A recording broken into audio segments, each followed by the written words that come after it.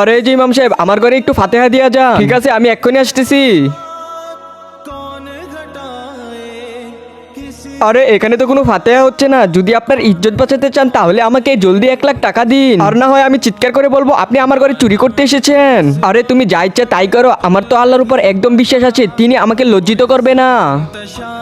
আরে এই যে আপনারা বাইরে কে আছেন, তাড়াতাড়ি আসেন, ইমাম সাহেব আমার ঘরে চুরি করতে এসেছে। আরে হ্যাঁ হ্যাঁ, আমরা সবাই আসতেছি, এক্ষুনি আমরা আসতেছি। আরে সবাই চল, ইমাম সাহেব নাকি চুরি করতে এসেছে।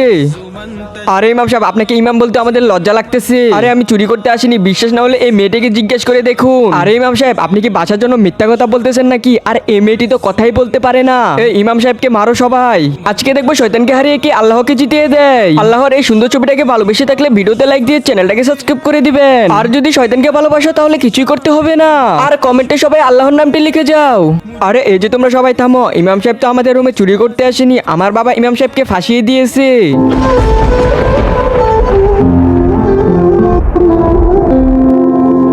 मेरा कदम कदम पे मददगार।